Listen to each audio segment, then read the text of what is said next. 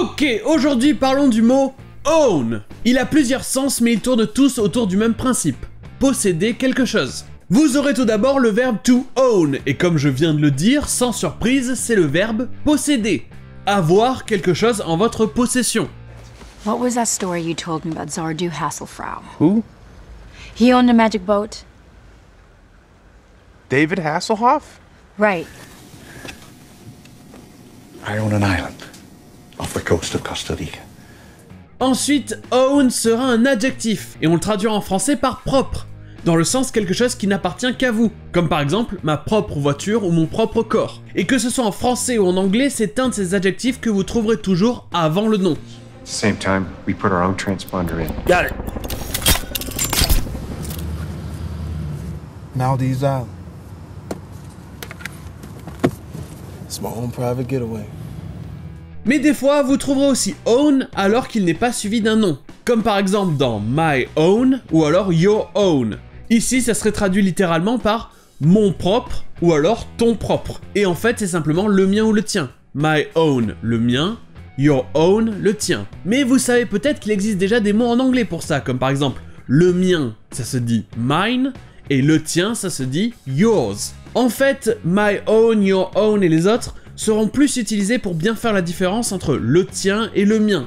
Et en plus, vous les trouverez plus souvent en fin de phrase. All right, you want to save a life, save your own. Forget we were here. Let's go. I'm online. General Hux, is it the Resistance pilot?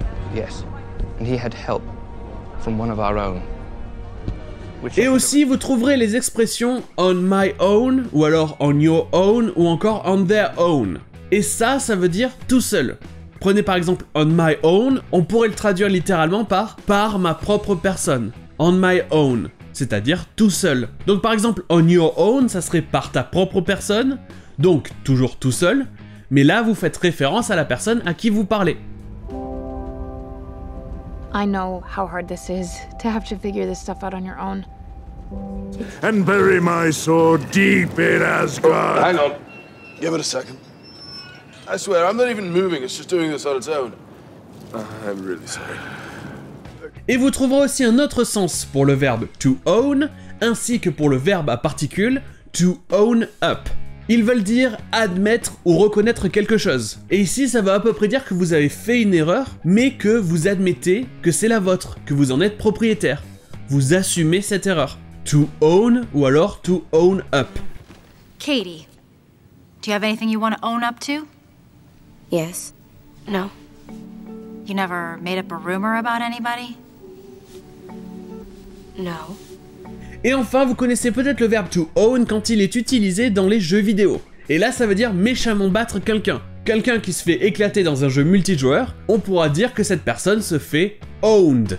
Vous trouverez donc owned ainsi que pwned et tout ça avec plusieurs orthographes, mais tout ça, ça veut dire la même chose, ce sont tous des déformations les uns des autres. Eh bien, ces termes viennent de l'époque des premiers hackers sur internet. Quand ils arrivaient à prendre le contrôle d'un ordinateur, ils disaient que cet ordinateur était owned, qu'ils avaient réussi à en prendre le contrôle, à en avoir la possession. Et ensuite ça a été utilisé dans le monde des jeux vidéo, ou alors comme dans cet extrait de Kick-Ass, ça veut dire que quelqu'un est un boss, que cette personne va défoncer tout le monde. You wanna be my sidekick? Yeah, man. You and me together, we would own. Et voilà pour le mot own, et sur ce je vous dis, à demain.